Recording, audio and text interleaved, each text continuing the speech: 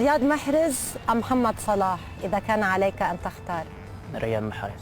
السلام عليكم خوتنا العزاز. اليوم فيديو جديد غادي نشوفوا فيه اللاعب ديالنا سفيان بوفال في مقابله تلفزيونيه اللي غادي يسولوه على شكون اللاعب المفضل ديالك، واش رياض محرز ولا محمد صلاح. بطبيعه الحال غادي يختار اللاعب الجزائري رياض محرز على حساب محمد صلاح، وكذلك غادي يسولوه على شكون هو الفريق المفضل ديالك، وكذلك على احسن لاعب مغربي. خليكم معنا نشوفوا هذا الفيديو. إيرفي رونار ووليد الركراكي. ركراكي. من أفضل لاعب في تاريخ الكرة المغربية؟ Le seul qui a eu le ballon d'or africain, c'est Mustapha Hadji, je pense. Donc pour l'instant, Mustapha Hadji. مصطفى حجي.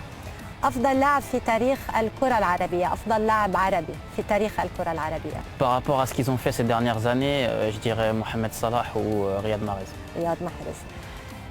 رياض محرز أم محمد صلاح إذا كان عليك أن تختار؟ Riyad Mahrez. رياض محرز.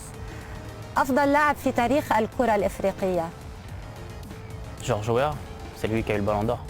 أفضل لاعب إفريقي في الوقت الحالي؟ Meilleur joueur africain en ce moment, Victor Osimhen. أفضل لاعب عربي في الوقت الحالي؟ Mohamed Salah. محمد صلاح. بين ميسي ورونالدو، Messi. يعني برشلوني مش مدريدي، Barcelone. برشلوني. بين مبابي وهالاند؟ Mbappé. مبابي. النادي الذي تمنيت أن تحترف فيه؟ Barcelone. برشلونة. ناديك الأوروبي المفضل؟ Barcelone. برشلونة. مثالك الأعلى في الحياة؟ Ronaldinho. رونالدو.